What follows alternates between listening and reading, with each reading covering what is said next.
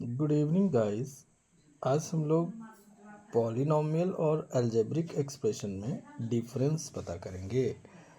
Sir, polynomial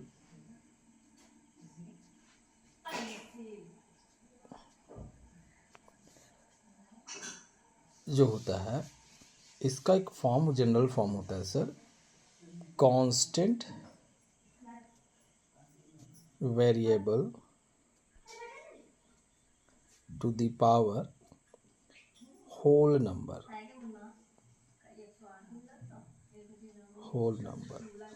example यदि देखें तो मान लिया जाए कोई कांस्टेंट हम लेते हैं 5, कोई वेरिएबल हम लेते हैं p, और इसका जो पावर होगा, power of variable will be often a whole number और नॉन निगेटिव नंबर। एग्जाम्पल में सर इसका पावर 0 भी हो सकता है, 1 भी हो सकता है, 2 हो सकता है, 3 एंड सो ऑन, कुछ भी हो सकता है। तो हमेशा पॉलिनॉमियल के केस में आपका पावर हमेशा होल नंबर रहता है वेरिएबल का। तो मैं लिख सकता हूँ बहुत सारे एग्जाम्पल्स को, जैसे एग्जाम्पल में सर 2x²। तो ये क्या है? एक कांस्टेंट है, वेरिएबल है, और एक इसका वेरिएबल का पावर क्या है, पॉलिनोमियल जो है, ये पावर क्या है, होल नंबर है। तो ये एक पॉलिनोमियल है। लेकिन जब हम बात करते हैं एल्जेब्रिक एक्सप्रेशन का हम बात करते हैं, तो इसमें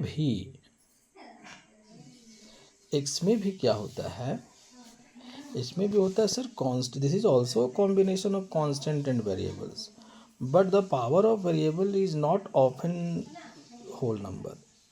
sometimes it may negative number, fractional number. Like example, कभी कभी ना ये भी क्या है, कांस्टेंट वेरिएबल का ही कॉम्बिनेशन होता है। जैसे मान लिया मैं एक कांस्टेंट टर्म ले रहा हूँ, एक वेरिएबल ले रहा हूँ, तो हो सकता है सर यहाँ इसका पावर -1 हो जाए, या कभी कभी 5p का पावर 2/3 भी हो जाए।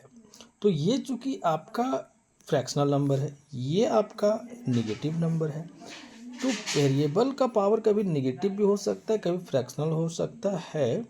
ये आपका अलजेब्रिक एक्सप्रेशन में संभव है, बट पॉलिनोमियल में हमेशा जो है वो पावर होल नंबर ही रहेगा।